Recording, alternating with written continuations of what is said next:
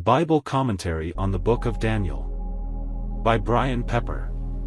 Chapter 11. Chapter 10 is an introduction to the outline of history given in Chapter 11. The year 536 BC marked the completion of the 70 years captivity of the Jews. By the decree of Cyrus, the Jews were released from captivity, and gold, silver, and other means were provided, so they could rebuild their sanctuary at Jerusalem. Ezra chapter 1 verses 1-4 and chapter 6 verses 3-5. No sooner had the Jews begun to rebuild at Jerusalem than the Samaritans began to hinder their work. By false reports, the Samaritans were in danger of influencing Cyrus to prevent the work of restoration going forward. Ezra chapter 4. In deep concern for his people, Daniel sought the Lord in fasting and prayer. It was during this time that he was granted a vision of the divine being, Michael, the Son of God. He was told of the struggle behind the scenes of human history, how the powers of heaven were contending with the powers of darkness, in the palace of the Persian king. After 3 weeks and no decision, Michael or Christ came to the aid of the angel Gabriel, and victory was gained for the cause of God's people. From this event Daniel was taken forward in vision to view the rise and fall of earthly powers. Fortified with what he had seen and heard at the commencement of the vision, he was able to appreciate in the rise of nations and the clash of arms, God is guiding the destiny of his people until his purpose for them is finally accomplished. Daniel chapter 11 verse 1. Also I in the first year of Darius the Mede, even I, stood to confirm and to strengthen him. Also I, even I stood to confirm and strengthen him. This verse is a continuation of the angel's statement in chapter 10 verse 21. The chapter division makes it appear that a new part of the book begins here. Gabriel is speaking in this instance, and the angel is telling Daniel of an event that took place in the first year of Darius. In the first year of Darius the Mede. It was in that first year of Darius that the angel Gabriel had been sent from heaven for the special purpose of confirming and strengthening the king. Daniel chapter 11 verse 2. And now will I show thee the truth. Behold, there shall stand up yet 3 kings in Persia, and the 4th will be richer than they all, and by his strength through his riches he shall stir up all against the realm of Grecia. And now will I show thee the truth. Behold, there shall stand up yet 3 kings in Persia. This verse contains a brief comment on Persian history. Cyrus was the greatest king. After Cyrus came Cambyses, Smyrtis, who was an impostor, and Darius the Great, Darius Hystaspes. These 3 kings were the immediate successors of Cyrus. And the 4th shall be far richer than they all. The 4th king after Cyrus was Xerxes, son of Darius Hystaspes. He was famous for his wealth. In secular history he is known as Xerxes, in the Bible record he is known as Ahasuerus. Esther chapter 1 verse 1 says, Now it came to pass in the days of Ahasuerus, which reigned from India even unto Ethiopia, over 127 provinces. And by his strength through his riches he shall stir up all against the realm of Grecia. That Xerxes did stir up the nations against Greece is a well-known fact of history. He laid plans for the conquest of Greece, and over 40 nations supplied soldiers for his army. They came from such widely separated lands as India, Ethiopia, Arabia, and Armenia. Even the Carthaginians were induced to join in the assault, by attacking the Greek colony of Syracuse in Sicily. Daniel chapter 11 verse 3. And a mighty king shall stand up, that shall rule with great dominion, and do according to his will. Xerxes was the last Persian king to invade Greece, and now the prophecy passes over 9 minor rulers to introduce the mighty king, Alexander the Great. After overthrowing the Persian Empire, he became the ruler of the largest empire the world had yet known. It extended from Macedonia and Greece to the northwestern India, from Egypt to the Jaxartes River east of the Caspian Sea. Daniel chapter 11 verse 4. And when he shall stand up, his kingdom shall be broken, and shall be divided toward the 4 winds of heaven, and not to his posterity, nor according to his dominion which he ruled, for his kingdom shall be plucked up, even for others beside those. And when he shall stand up, Alexander had scarcely reached the pinnacle of his power when he was cut down. It was a tragedy that such an outstanding man as Alexander should die as he did, a result of intemperance. Before we leave Alexander and move further into the field of history, it is worth noting that just as God brought Nebuchadnezzar and Cyrus into direct contact with his people that they might know of the God of heaven, so he permitted Alexander to learn of him. While the conqueror was passing from Tyre, after its surrender, toward Gaza, which guards the entrance into Egypt, he stopped at Jerusalem. Josephus says that there was great consternation among the Jews when they knew that the Greek warrior was coming. But the high priest, Juddas, had a dream in which he was bidden to go out to meet Alexander, arrayed in his priestly garments, and accompanied by the temple officers clad in white. When Alexander met this company, much to the surprise of his army and generals, he bowed to the ground to worship the God whose name was on the mitre worn by the high priest. He then accompanied the high priest to the temple at Jerusalem, where the sacrifices were explained. Also the prophecies concerning the rise and fall of Babylon, the conquest of Medo-Persia and its subsequent fall, and the rise of a third empire. Alexander acknowledged God, then left Jerusalem and pushed forward in battle. His kingdom shall be broken, and shall be divided toward the four winds of heaven, and not to his posterity. Alexander left no heirs to the throne who were able to hold together the territories he had won. His eldest son was a child of 5. Some of the leading generals tried for a number of years to hold the empire intact, but in less than 25 years after Alexander's death, the territory was divided into 4 kingdoms: Ptolemy, Egypt, Seleucus, Syria and the east, Lysimachus, Thrace, and Asia Minor, Cassander, Greece. Nor according to his dominion which he ruled, for his kingdom shall be plucked up, even for others beside those. The strength of these 4 generals was not equal to Alexander's. The division was reduced to 3, then to 2, and from these we have the king of the north and the king of the south. Daniel chapter 11 verse 5, "And the king of the south shall be strong, and one of his princes, and he shall be strong above him, and have dominion, his dominion shall be a great dominion. The king of the south shall be strong."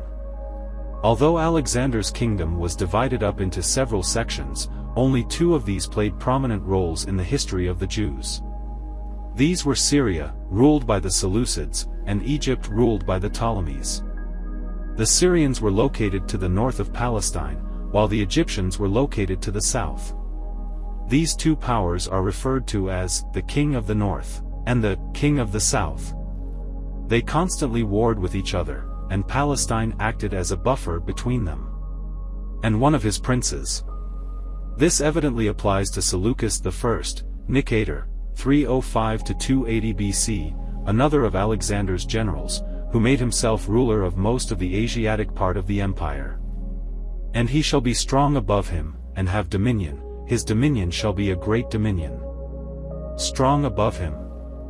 That is, Seleucus, who at one time could be considered one of Ptolemy's princes, later became stronger than the Egyptian king. Seleucus died in 280 BC. His realm extended from the Hellespont to northern India. It is said of him that he was the greatest king of those who succeeded Alexander. Daniel chapter 11 verse 6. "And in the end of years they shall join themselves together, for the king's daughter of the south shall come to the king of the north to make an agreement, but she shall not retain the power of the arm, neither shall he stand, nor his arm, but she shall be given up, and they that brought her, and he that begot her, and he that strengthened her in these times. And in the end of years they shall join themselves together." There were frequent wars between the kings of Egypt and of Syria, however an effort is made to bring about peace. "For the king's daughter of the south shall come to the king of the north to make an agreement." Ptolemy Philadelphus, tired of the perpetual struggle between these 2 powers, gave his daughter Berenice in marriage to Antiochus Theos, and accompanied her with a rich dowry, hoping to establish a lasting friendship between the 2 nations. By the marriage agreement, Antiochus was to divorce his wife Laodice, declare her children illegitimate, and establish the children of his new wife as heirs. But she shall not retain the power of the arm. Shortly after the father of Berenice died, Then Antiochus divorced her and took back his former wife Laodice. Neither shall he stand, nor his arm. When the opportunity offered itself, Laodice poisoned her husband the king and had her son Seleucus Callinicus put on the throne in his place. But she shall be given up. Berenice and her infant son were killed by the orders of Laodice. And they that brought her, and he that begot her, and he that strengthened her in these times, and they that brought her, many of her Egyptian friends and ladies in waiting. He that begot her. This would apply to her father. He died naturally, but his death took away his support. And he that strengthened her. This would be Antiochus her husband. Once he was dead, she was without any support. Daniel chapter 11 verse 7. But out of a branch of her roots shall one stand up in his estate, which shall come with an army, and shall enter into the fortress of the king of the north, and shall deal against them, and shall prevail. But out of a branch of her roots shall one stand up in his estate. This is applied to a war of revenge which was carried out by the brother of Berenice, Ptolemaic Kingdom III. When he succeeded to the throne, he raised a large army and invaded the countries of his sister's slayers, and that is why it says, which shall come with an army, and shall enter into the fortress of the king of the north, and shall deal against them, and shall prevail. Ptolemy III seems to have been entirely victorious in his campaign against Seleucus II. He pressed his conquests inland, at least as far as Mesopotamia, and he established Egyptian sea power on the Mediterranean. Daniel chapter 11 verse 8. And shall also carry captives into Egypt their gods, with their princes, and with their precious vessels of silver and of gold, and he shall continue more years than the king of the north. And shall also carry captives into Egypt their gods, with their princes, and with their precious vessels of silver and of gold. When Ptolemy finally returned to Egypt, he took with him about 40,000 talents of silver and costly vessels, beside many images of various gods, including a large number of Egyptian deities which Cambyses had carried away into Syria some 280 years before. And he shall continue more years than the king of the north. The Revised Standard Version reads, he shall refrain from attacking the king of the north. And he did refrain from attacking the king of the north. Daniel chapter 11 verse 9. So the king of the south shall come into his kingdom and shall return into his own land. A more acceptable translation is, he will come into the kingdom of the king of the south. After Ptolemy III had returned to Egypt, Seleucus re-established his authority and marched against that country, hoping to retrieve his riches and regain his prestige. The king of the south.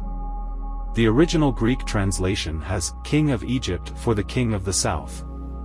And shall return into his own land. Seleucus was defeated and forced to return to Syria empty-handed about 240 BC. Daniel chapter 11 verse 10.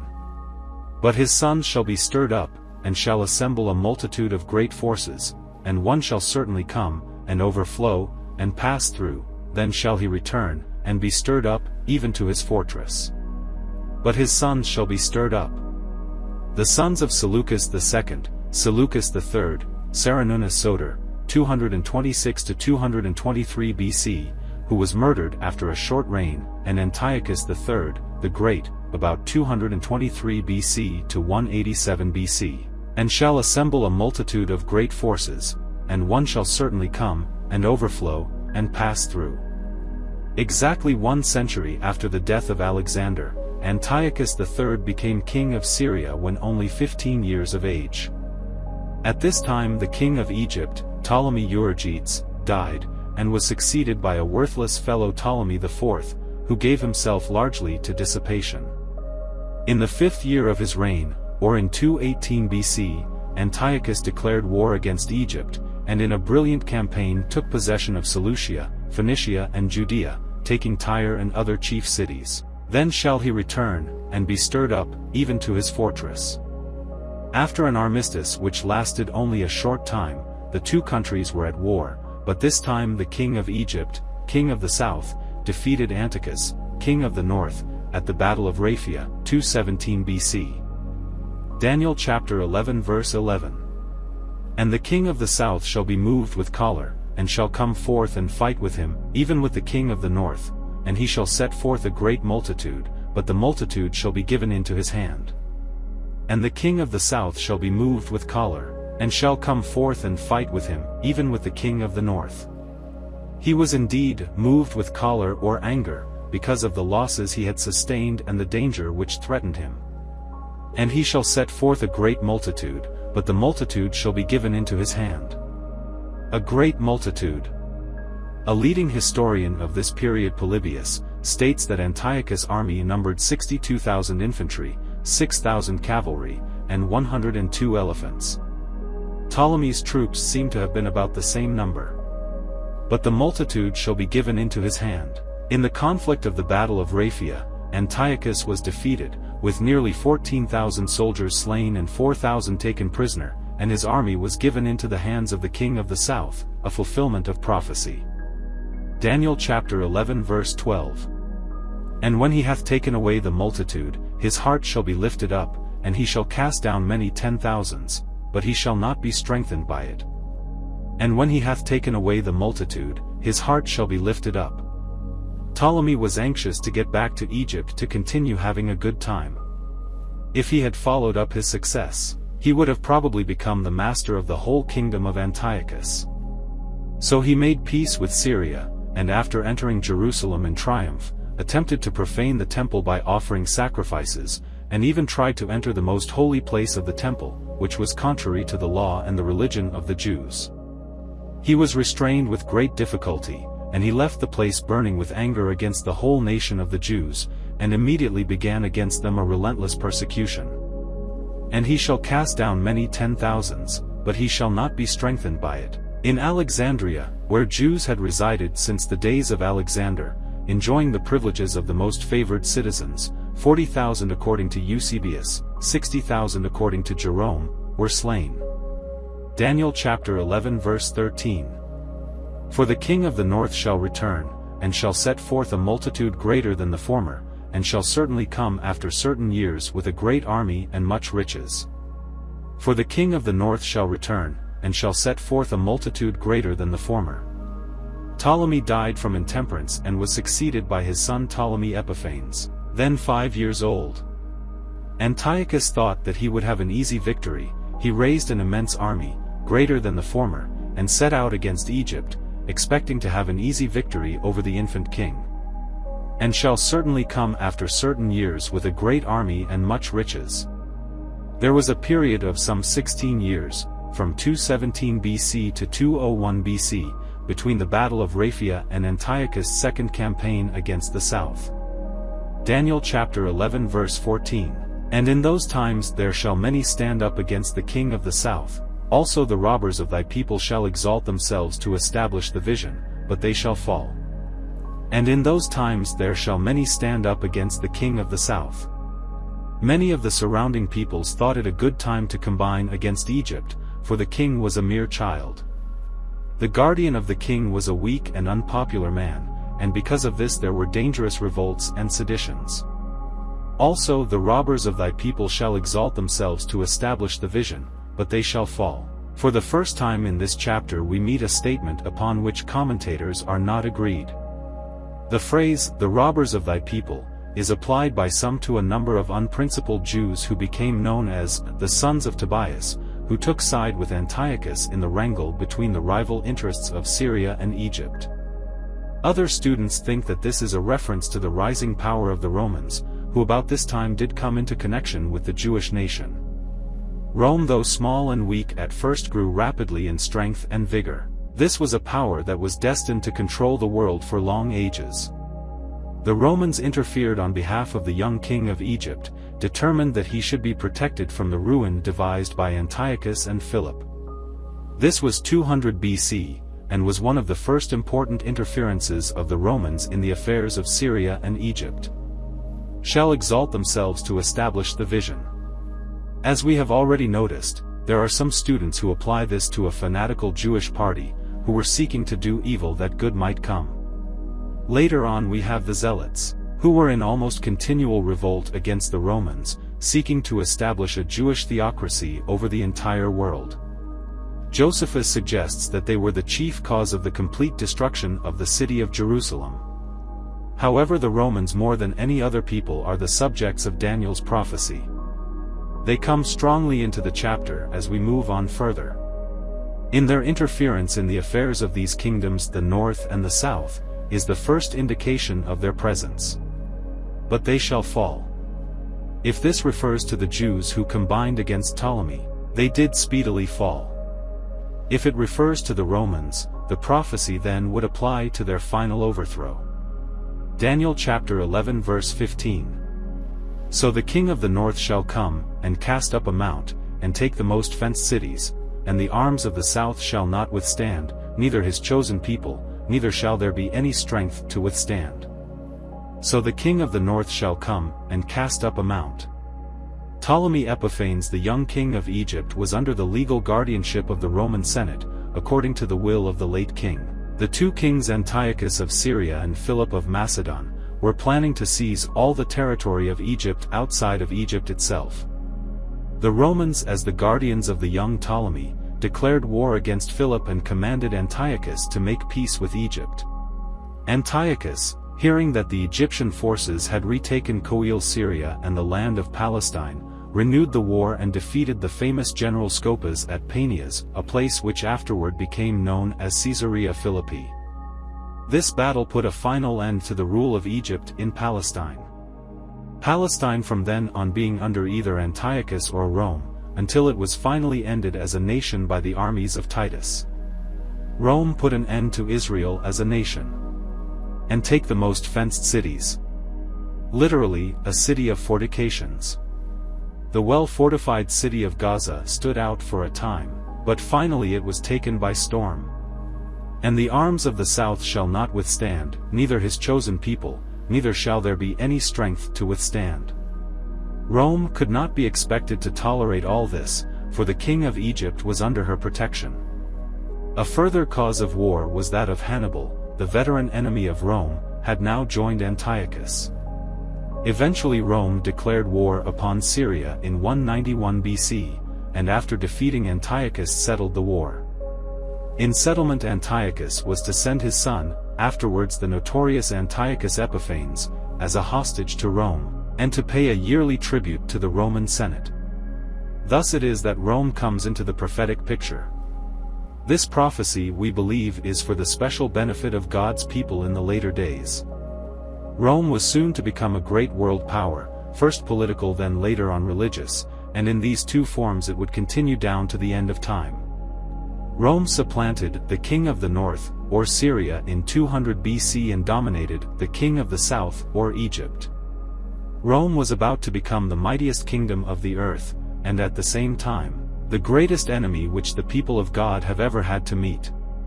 In the vision of the 7th chapter of Daniel, Rome was represented as a beast too terrible to name, one that would devour, stamp in pieces and break without mercy. During part of its history it would speak great words against the Most High, it would wear out the saints of God and think to change even God's laws. In Daniel's next vision, chapter 8, Rome was shown under the symbol of a little horn, which sprang from one of the divisions of Alexander's kingdom. It was a king with fierce countenance, understanding dark sentences. It was to be a scheming, underhanded government, and its most cruel practices were against God's people. It would stand up against the Prince of Princes, Christ, and the Prince of the Covenant. Rome had already been in existence for years. The traditional history of Rome dates back to the middle of the 8th century before Christ. In the days when Isaiah began to prophesy when Rome was founded, it was said to be the home of a band of robbers and outlaws, and one of the first acts was the theft of the women of a neighboring city, as wives for these early settlers. Daniel chapter 11 verse 16. But he that cometh against him shall do according to his own will, and none shall stand before him, and he shall stand in the glorious land, which by his hand shall be consumed. But he that cometh against him shall do according to his own will, and none shall stand before him. He that cometh cannot be the king of the south, for the previous verse has declared that the forces of the south shall not stand. Against him must refer to Antiochus, and the one that comes against him must be the Romans, who not only dictated terms to Antiochus, but from this time on became more and more the complete masters of the entire East.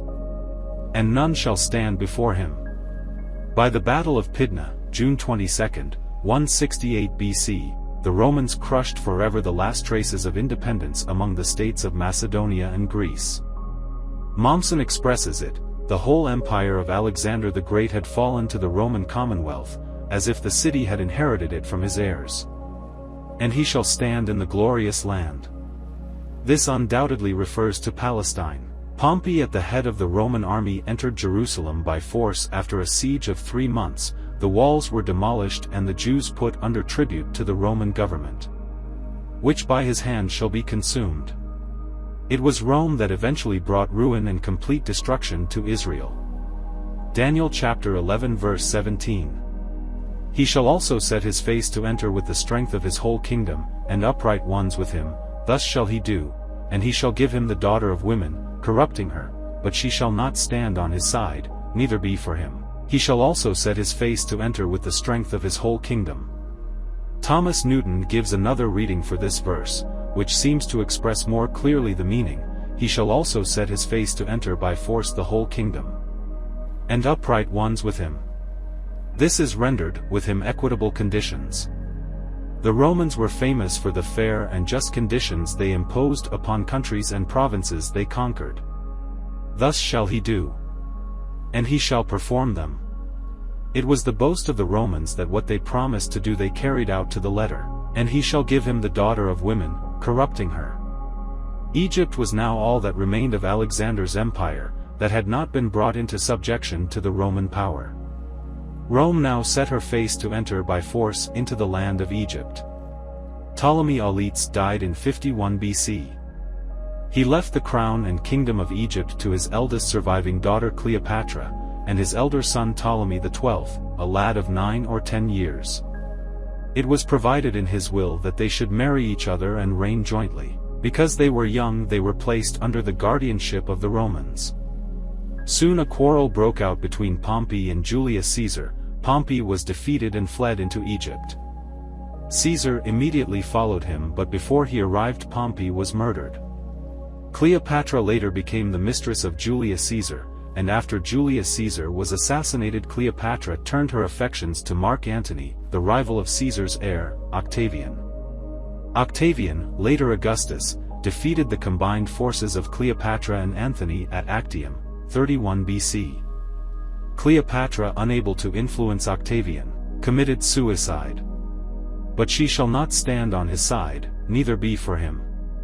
Caesar's infatuation for the queen kept him much longer in Egypt than he should have done.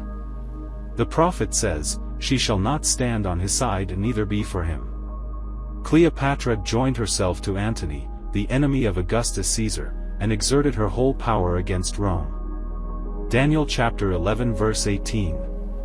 After this shall he turn his face unto the isles, and shall take many, but a prince for his own behalf shall cause the reproach offered by him to cease. Without his own reproach he shall cause it to turn upon him. After this shall he turn his face unto the isles, and shall take many. War in other parts of the empire drew Julius Caesar from Egypt. The isles mentioned are the sea coasts. It was as a result of his successful campaign against the son of Mithridates, in Asia Minor in 47 BC, that he issued the famous report, "I came, I saw, I conquered. But a prince for his own behalf shall cause the reproach offered by him to cease." A prince, or a man in authority. This statement seems to refer to the assassination of Caesar by Brutus and his fellow conspirators. Without his own reproach he shall cause it to turn upon him. The Revised Standard Version says, "Indeed he shall turn his insolence back upon him." Daniel chapter 11 verse 19. Then he shall turn his face toward the fort of his own land, but he shall stumble and fall, and not be found. This verse fits very well the last year of Caesar's career. After subduing all his opponents in the east, he proceeded to North Africa, then to Spain. Thus, with the Mediterranean basin subdued, he was free to turn his face toward the fort of his own land, that is Rome, where he was made a perpetual dictator. In reality he was an emperor. But he shall stumble and fall, and not be found. The language used here implies a sudden and violent death. On the evening before the Ides, Caesar dined with Lepidus, and as the guests sat at their wine someone asked the question, "What is the best death to die?" Caesar, who was busy signing letters, said, "A sudden one." By noon the next day, despite dreams and omens, he sat in his chair in the Senate house, surrounded by the men he cared for, had promoted, or had spared, and was struck down, struggling till he fell dead at the foot of Pompey's statue. The Cambridge Ancient History, Volume 9, page 738. Thus he suddenly stumbled and fell, and was not found, in 44 BC. Daniel chapter 11 verse 20.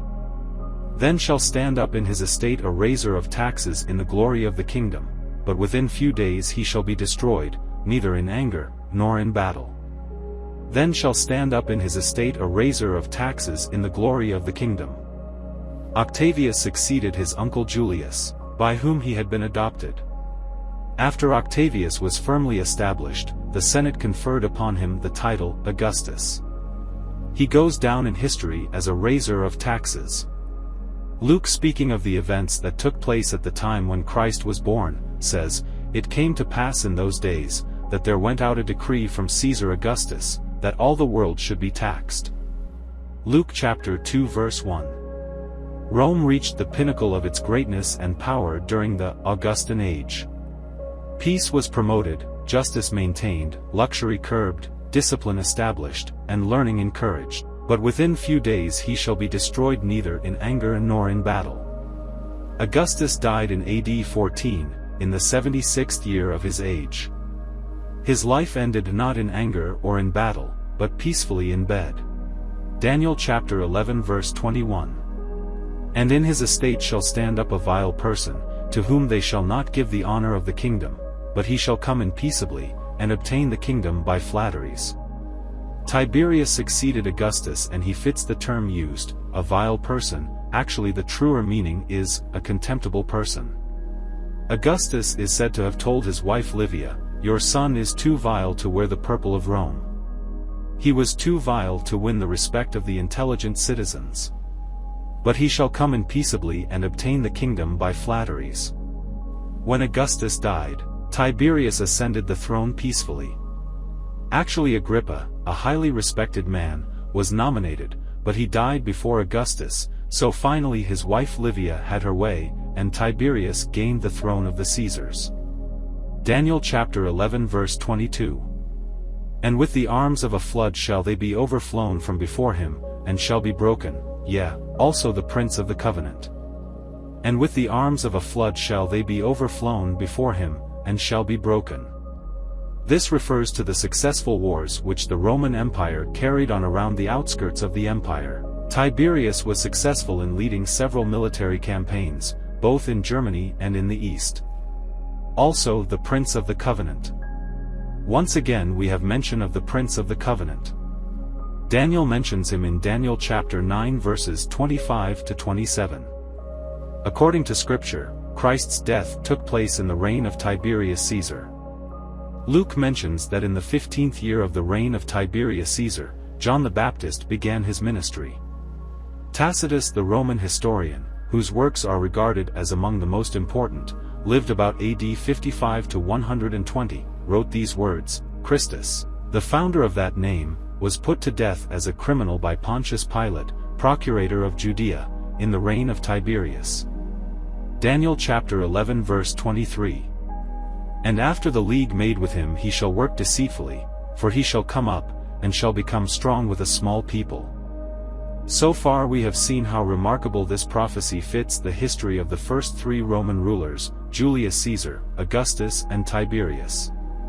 The first, on returning to the stronghold or fortress of his own land in triumph, stumbled and fell. The second was the world's greatest tax gatherer, who reigned long and peacefully. The third is described as a contemptible person, who was not given the honor of the kingdom either during his life or after. For his reign was founded on deception and flattery. During his reign, the Prince of the Covenant was broken in the Roman province of Judea. And after the league made with him, he shall work deceitfully. Now, having told the story of Rome down to the most important event of all the ages, the tragic death of the Prince of the Covenant, the angel brings in some extra details. Rome had a policy of arranging treaties, or mutual interest pacts, with different countries that came under her jurisdiction. For he shall come up, and shall become strong with a small people. Rome is spoken of here as a small people, so it is obvious that Gabriel is going back to the early beginnings of this power. Revelation is a real example of this kind of thing. We are given a broad sweep of historical events and then further on extra details are added. The league mentioned here is the one the Romans made with the Jews in the year 161 BC, during the time when the Maccabees were trying to free themselves from the tyranny of Antiochus Epiphanes. Judas Maccabeus sent an embassy to Rome to solicit friendship and help. At that time the Romans were only a small people, but by their clever methods of leagues and alliances, they were rapidly becoming strong. Daniel chapter 11 verse 24. He shall enter peaceably even upon the fattest places of the province, and he shall do that which his fathers have not done, nor his fathers' fathers, he shall scatter among them the prey, and spoil, and riches, yea, and he shall forecast his devices against the strongholds, even for a time. In time of security they established themselves. He shall enter peaceably even upon the fattest places of the province, and he shall do that which his fathers have not done, nor his fathers' fathers. We have already noticed that the Roman Senate posed as the defenders of the weak against the strong. But we hardly realize that they were the first in all human history to capitalize on the hopes of oppressed peoples in this way, and on such a scale. By promising friendship and assistance to every people who appealed to them, the Romans rapidly became the world's national referee. He shall scatter among them the prey, and spoil, and riches. History records that the plunder of conquest was distributed generously among the nobility and army commanders, and it was a common practice for even the ordinary soldier to receive a grant of land in conquered lands. And he shall forecast his devices against the strongholds, even for a time. For a considerable period of time. Daniel chapter 11 verse 25. And he shall stir up his power and his courage against the king of the south with a great army. And the king of the south shall be stirred up to battle with a very great and mighty army, but he shall not stand, for they shall forecast devices against him. And he shall stir up his power and his courage, against the king of the south with a great army. This verse brings us down to the Battle of Actium, September 2nd, BC 31, which was one of the most important battles of the world. It was a battle between Rome and Egypt, the latter being the king of the south mentioned in this verse. After the death of Julius, Antony began to regard himself as the master of the Eastern world, and thus a duel was inevitable between him and Octavius, his brother-in-law. Antony collected all the forces of the East. Octavius, afterwards Augustus, did not have as many ships or men, but his troops were better trained. The two forces met in the Gulf of Arda, opposite the promontory of Actium in Greece. And the king of the south shall be stirred up to battle with a very great and mighty army, but he shall not stand, for they shall forecast devices against him. Antony's heavy ships tried to engage and crush the enemy with their machines, but the ships of Octavius were more skillful and avoided a direct issue. Finally Cleopatra withdrew, and the entire Egyptian squadron followed with Antony in the rear. Then the fleet of Antony was set on fire and almost annihilated. Octavius was left as the undisputed master of the Roman world.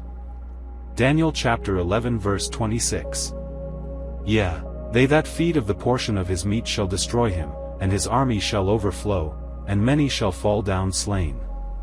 Yea, they that feed of the portion of his meat shall destroy him. Antony was deserted by his allies and friends, those who fed of the portion of his meat. Antony, who before this battle may be rightly regarded as the ruler of Egypt and thus the king of the south, was destroyed by the desertion of Cleopatra, and the 60 or more ships that went with her. The land army, disgusted with the infatuation of Antony, went over to Augustus, who received them with open arms. Last of all, Cleopatra herself, for whose sake he had divorced his wife Octavia, the sister of Octavius, betrayed him. And his army shall overflow, and many shall fall down slain. Because of his heavy losses and the desertion of his army, Antony committed suicide. Daniel chapter 11 verse 27. And both these kings' hearts shall be to do mischief, and they shall speak lies at one table, but it shall not prosper, for yet the end shall be at the time appointed. And both these kings' hearts shall be to do mischief, and they shall speak lies at one table. As these two men were brother-in-laws, it is fairly certain that they were associated intimately together. Naturally, their speaking lies at the one table took place before the one defeated the other. Their profession of friendship for each other was hypocritical, for it says they spoke lies over the professed table of friendship. But it shall not prosper, for yet the end shall be at the time appointed. Octavia, the sister of Augustus, said she married Anthony solely for the purpose of keeping these two men as friends. All these people were actuated by selfish motives, and Anthony's side did not prosper. Shall be at the time appointed. Evil men and their plans can only last as long as God suffers them to continue. Daniel chapter 11 verse 28. Then shall he return into his land with great riches, and his heart shall be against the holy covenant, and he shall do exploits, and return to his own land. Then shall he return into his land with great riches. Two returnings from foreign conquest are mentioned here. The first was after the events mentioned in the preceding verses, the other after this power had gone against the holy covenant. Shall return into his land with great riches. After his defeat of Anthony in Egypt, Augustus took with him on his triumphal return to Rome so much booty and money that an inflation of about 50% took place. And his heart shall be against the holy covenant. About 100 years later, yet next in order so far as this prophecy is concerned, the Romans invaded Judea and destroyed Jerusalem. Christ is spoken of as the Prince of the Covenant, verse 22. And it was he who was to confirm the covenant with many for 1 week. That covenant is the plan of salvation. So this power is said to be against the holy covenant of the plan of salvation. The Jews were to have been the special messengers to give to the world the good tidings of the everlasting covenant, but they failed miserably. First they rejected the messages of the prophets, then when the greatest of all the prophets had appeared among them they crucified him. Moses had warned that whoever would not hear this coming prophet, should be destroyed or scattered to every nation under heaven. And he shall do exploits, and return to his own land. The siege of Jerusalem lasted 5 months. The city was so strong that Titus exclaimed when viewing the ruins, "We have fought with the assistance of God." Jerusalem was completely leveled, and the foundations of the temple were plowed up by Tentius Rufus. The duration of the whole war was 7 years, and almost 1.5 million persons are said to have perished. Thus this power performed great exploits, and again returned to his own land. Daniel chapter 11 verse 29. At the time appointed he shall return, and come toward the south, but it shall not be as the former, or as the latter. The close of the 3rd century of the Christian era found the government of Rome greatly weakened. The evils of the empire, its oppression and cruelty, made it almost impossible for the emperor to control affairs. Authority was in the hands of the army, which seated and unseated rulers at will. Barbarian hordes pressed the empire on all sides, and the downfall of Rome was imminent. Constantine, a leader or Caesar, in the western division of the empire, marched toward the east, subduing one by one all the rivals to the government. There were many Christians throughout the empire, who refused to fight under the banner of paganism. With these Constantine made a league. Acknowledging the God of the Christians and proclaiming himself a follower of Christ, Christians from all over the empire flocked into his army fighting under the banner of the cross. But in spite of all his efforts they only met with partial success. Daniel chapter 11 verse 30. For the ships of Chittim shall come against him, therefore he shall be grieved, and return, and have indignation against the holy covenant, so shall he do, he shall even return, and have intelligence with them that forsake the holy covenant. For the ships of Chittim shall come against him. Primarily the word Chittim, Revised Standard Version has Kittim, means the island of Cyprus. Josephus tells us that all the islands to the west and most of the parts beyond seas are called Kittim by the Hebrews. In this text the name would be appropriate, as the designation of a maritime power which would arise against Rome. Such a maritime power we find are the Vandals under the leadership of Genseric. Year after year they returned to Rome and to other cities which could be easily reached from the sea. Therefore he shall be grieved, and return, and have indignation against the Holy Covenant. The first part, therefore he shall be grieved, seems to be a reference to the desperate efforts which were made to overthrow the barbarians which were unsuccessful. Pope Leo I also was unable to stand against them. Rome was humiliated by seeing its provinces ravaged, and its eternal city pillaged by the enemy. Indignation against the Holy Covenant. The Holy Scriptures were attacked by this power. This was done by suppressing them and by persecuting those who believed in them. The Bible was regarded as a dangerous book that should not be read by the common people. Daniel chapter 11 verse 31, "And arms shall stand on his part, and they shall pollute the sanctuary of strength, and shall take away the daily sacrifice, and they shall place the abomination that mocketh desolate. And arms shall stand on his part." The prophecy now focuses itself on the papacy. The papacy was just as militant as pagan Rome, and was not slow to use force of arms where she felt they were needed. "And the shall pollute the sanctuary of strength." Profane is a better word.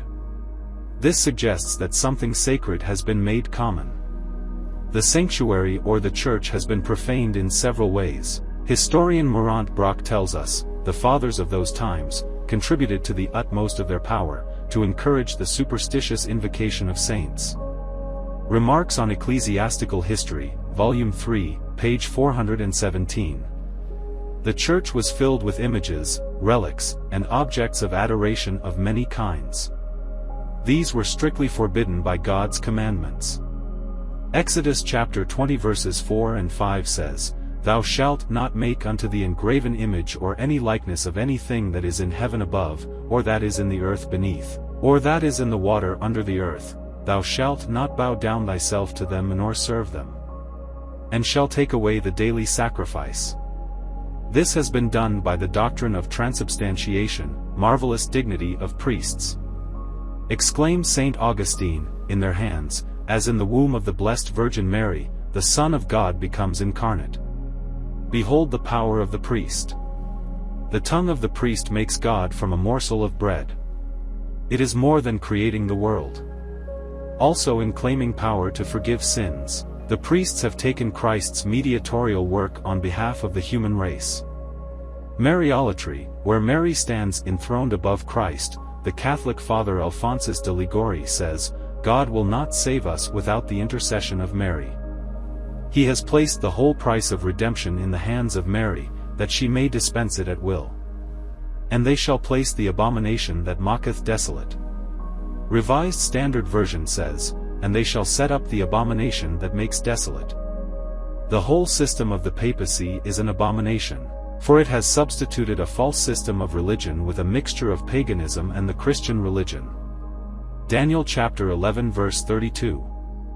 "And such as do wickedly against the covenant shall he corrupt by flatteries, but the people that do know their God shall be strong, and do exploits. And such as do wickedly against the covenant." The word covenant as is used here, possibly means the revealed will of God, the Holy Scriptures. In that case those who renounce or despise the Scriptures, and think more highly of the decrees of the Church and the decisions of the Church councils, than they do of the Holy Scriptures, shall he corrupt by flatteries. Many gave their allegiance to the Church because of the promises of high positions, wealth and honors. But the people that do know their God shall be strong, and do exploits. These were the Christians who stood out against the false religion, who kept true religion alive during the Dark Ages, such as the Waldenses, the Albigenses, and the Huguenots and many others. Daniel chapter 11 verse 33. "And they that understand among the people shall instruct many, yet they shall fall by the sword, and by flame, by captivity, and by spoil, many days. And they that understand among the people shall instruct many." They that are wise, this term is found in chapter 12 verses 3 and 10. It is a term used referring to God's true people. Instruct many. During the long years of great persecution and fierce suppression of the Holy Scriptures, these wise people used many disguises such as peddlers or traveling salesmen, in order to provide the Scriptures to those who were anxious to study them. Yet they shall fall by the sword, and by flame, by captivity, and by spoil, many days, by the sword. One of the methods adopted by papal Rome for crushing out what she called heresy, was raids or invasions of the villages and towns among the Alps and elsewhere, by armies of French, or Spanish, or Italians. And by flame. One of Rome's favorite methods of executing heretics, was to burn them at the stake. By captivity, and by spoil. Those who disagreed with Rome were compelled to work as galley slaves until they were exhausted and died. John Knox had a period of such slavery, but he escaped and became the great reformer of Scotland. The dragonnades were used also. Large numbers of brutal, licentious soldiers were quartered in the homes of the Huguenots of France, with orders to do anything they liked, short of actual murder, to make people become Catholics. Many days. This term undoubtedly refers to the 1260 prophetic days or years, which are repeatedly spoken of in the prophecies of Daniel and Revelation. Daniel chapter 11 verse 34. Now when they shall fall, they shall be holpen with a little help, but many shall cleave to them with flatteries. Now when they shall fall, they shall be holpen with a little help. In Revelation chapter 12, where this same papal persecution is brought to our attention, we read that the earth helped the woman, by opening her mouth and swallowing up the flood which the dragon cast out of his mouth. We notice this help came from several sources. The discovery of America is one. The Protestant Reformation was another. And the mountains themselves offered God's people security. But many shall cleave to them with flatteries. When Protestantism became popular, there were many who embraced the faith from unworthy motives. Daniel chapter 11 verse 35. And some of them of understanding shall fall, to try them, and to purge, and to make them white, even to the time of the end, because it is yet for a time appointed. And some of them of understanding shall fall. There were many of understanding who raised their voices, calling for reform, and bringing a new understanding to the people, Wycliffe, the morning star of the Reformation, Huss and Jerome in Bohemia, and later on Luther. To try them, and to purge, and to make them white. Persecution always brings out the best in God's people. One after another of the wise fell as the prophecy indicated. But as one fell another arose, and took up the task of bringing to the people God's message. Even to the time of the end, because it is yet for a time appointed. This time of the end mentioned here, refers to the end of the 1260 days of papal supremacy, rather than the end of time itself, which is usually the period referred to. Actually, the time of the end began in 1798. The time of the end is an appointed time in God's program of events. Daniel chapter 11 verse 36. And the king shall do according to his will, and he shall exalt himself, and magnify himself above every god, and shall speak marvelous things against the God of gods, and shall prosper till the indignation be accomplished, for that is determined shall be done. And the king shall do according to his will. Shall do according to his will, means that he is so strong or so influential that he can overcome all opposition. And he shall exalt himself, and magnify himself above every god. This text has a close similarity to 2 Thessalonians chapter 2 verse 4. Who opposeth and exalteth himself above all that is called God, or that is worshipped, so that he as God sitteth in the temple of God, showing himself that he is God. And magnify himself above every god. He sets himself up as a supreme being, infallible, holding absolute sway over millions. And shall speak marvelous things against the God of gods. This is similar to Daniel chapter 7 verse 25, which says, he shall speak great words against the Most High. Revised Standard Version. Also Revelation chapter 13 verses 5 and 6, which says, there was given to him a mouth speaking great things and blasphemies. And shall prosper till the indignation be accomplished. This is a reference to the final destruction of all sin and sinners. For that is determined shall be done. One thing is sure, And that is God's plans will eventually come to fruition and not one will fail. Daniel chapter 11 verse 37. Neither shall he regard the God of his fathers, nor the desire of women, nor regard any god, for he shall magnify himself above all. Neither shall he regard the gods of his fathers. The gods of his fathers. Wherever it has gone, the Roman Catholic Church has taken over and made use of the temples and shrines of other religions, as well as pagan feast days and other occasions. In every country on the globe, we find local pagan shrines and ceremonies which have been blessed by Roman Catholic decree, and dedicated anew to the uses of the so-called Holy Mother Church. Nor the desire of women. Paul prophesied that after his time, that men in the name of the Church would arise, forbidding to marry. 1 Timothy chapter 4 verse 3 says, forbidding to marry, and commanding to abstain from meats, which God hath created to be received with thanksgiving of them which believe and know the truth. The Pope and cardinals, priests and nuns are forbidden to marry. This is unscriptural and unnatural. Nor regard any god, for he shall magnify himself above all. There is no question that the Pope is magnified above all other human beings or other gods, for he is claimed to be God on earth, the Most High, the King of Kings, the Lord of Lords, and many other extravagant titles. Truly he has no regard for any other god, and the fact that he thinks he can create his own creator, is clearly magnifying himself. Daniel chapter 11 verse 38, but in his estate shall he honor the God of forces, and a God whom his fathers knew not shall he honor with gold, and silver, and with precious stones, and pleasant things. But in his estate shall he honor the God of forces. In his place, this means in his official position as the leader of the people. The God of forces, or the God of fortresses. For strength and protection. Great biblical students such as Sir Isaac Newton, Mosheim, and E.B. Elliott, are inclined to think that this term refers to the saints, with their relics and images, which made so many places holy. Every important locality is supposed to have its patron saint as a protector and guardian. A God whom his fathers knew not, shall he honor with gold, and with silver, and with precious stones, and pleasant things. This must refer to the wafer God, which the Catholic Church calls the host. Anyone who has witnessed the elaborate ceremonial, and the profusion of wealth and ornamentation which is associated with the public display of the consecrated bread, especially at the Eucharistic congresses which are held from time to time, will understand what is meant. Daniel chapter 11 verse 39. Thus shall he do in the most strongholds with a strange God, whom he shall acknowledge and increase with glory, and he shall cause them to rule over many, and shall divide the land for gain. Thus shall he do in the most strongholds with a strange God, whom he shall acknowledge and increase with glory.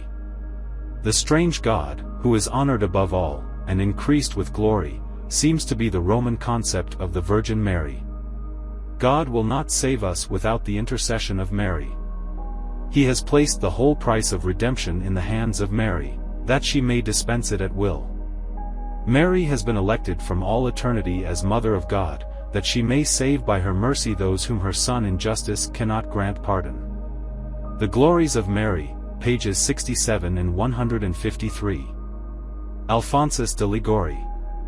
Instead of Jesus being the Savior of the world, Mary has been placed above him in honor and authority. And he shall cause them to rule over many, and shall divide the land for gain. Rome also divided the land for gain. As an example of how the popes often demonstrated their right of temporal jurisdiction, Pope Alexander VI divided disputed territories between Spain and Portugal in 1493. Rome was often reimbursed for the permission it granted different rulers of Europe to conquer certain territories. Daniel chapter 11 verse 40. And at the time of the end shall the king of the south push at him, and the king of the north shall come against him like a whirlwind, with chariots, and with horsemen, and with many ships, and he shall enter into the countries and shall overflow and pass over. And at the time of the end shall the king of the south push at him. We have already noticed that the king of the south represented Egypt in the earlier verses. However, in this case it cannot be Egypt, as the prophet Ezekiel foretold very clearly that Egypt would become an insignificant power. Ezekiel chapter 29 verse 15 says, Egypt, shall be the basest of the kingdoms, neither shall it exalt itself any more above the nations, for I will diminish them, that they shall no more rule over the nations. When we studied Revelation chapter 11 we were introduced to a power that was spiritually called Sodom and Egypt. Sodom represented licentiousness, Egypt atheism or unbelief or a godless power. It was Egypt who most boldly denied the existence of the living God, who is the Lord, that I should obey his voice. It would seem that this is the power that comes against the king of the north. First of all, it is a godless or atheistic power and also a very formidable enemy. In Revelation chapter 16 verse 13 there are three separate powers mentioned who take part in Armageddon. The dragon representing paganism or atheism. The beast who is the papacy. The false prophet apostate Protestantism. In chapter 19 the beast and the false prophet are destroyed. In Ezekiel chapter 38 there is described a great and mighty power coming from the north, who sweeps down to Israel and is destroyed at the time of the plagues. The beast and the false prophet are destroyed together, as they have been very closely associated in trying to wipe out God's true people.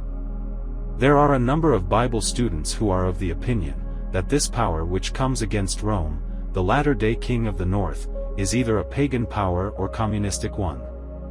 And the king of the north shall come against him like a whirlwind with chariots, and with horsemen, and with many ships.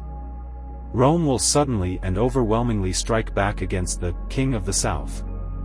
Just before her final and complete destruction as pictured in Revelation chapter 18, Rome rises to a peak of power that causes her to see herself as a queen over all the earth.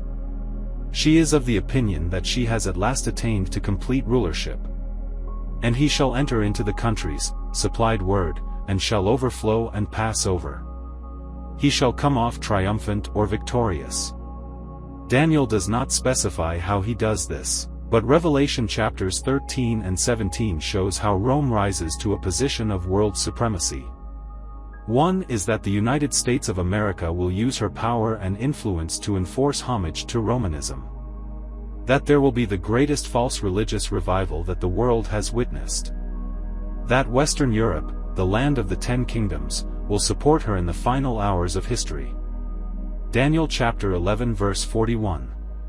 He shall enter also into the glorious land, and many countries shall be overthrown, but these shall escape out of his hand, even Edom, and Moab, and the chief of the children of Ammon. He shall enter also into the glorious land. There are those who believe that the glorious land is literal Palestine. And noticing what it says in verse 45, they feel sure that one day that Rome will move its headquarters to Jerusalem. There are others who think that the glorious land probably means the Protestant world as a whole. Revelation shows very clearly that Rome is going to stage a big takeover. If the glorious land is literal Palestine, then there is a difficulty when you come to these other localities that are mentioned. And many countries shall be overthrown, but these shall escape out of his hand, even Edom, and Moab, and the chief of the children of Ammon. Israel exists today, but there are no such nations or tribes as Edom, Moab, or Ammon, neither have they existed for more than 1,000 years. Seeing this is the case, we can only interpret them symbolically. These people mentioned here were enemies of God's people. If taken symbolically, he shall enter also into the glorious land, the true church, and many shall be overthrown. History will be repeated when all Christendom unites to pay homage to Rome. The true church of God will be severely tested. Whom apostate Christendom cannot corrupt, it will persecute. Daniel chapter 11 verse 42. He shall stretch forth his hand also upon the countries, and the land of Egypt shall not escape. It is interesting to find the land of Egypt here, differentiated from the king of the south. As we have already noticed, the name Egypt is used to signify atheism or anti-Christianity, as in the French Revolution. Daniel chapter 11 verse 43. But he shall have power over the treasures of gold and of silver, and over all the precious things of Egypt, and the Libyans and the Ethiopians shall be at his steps.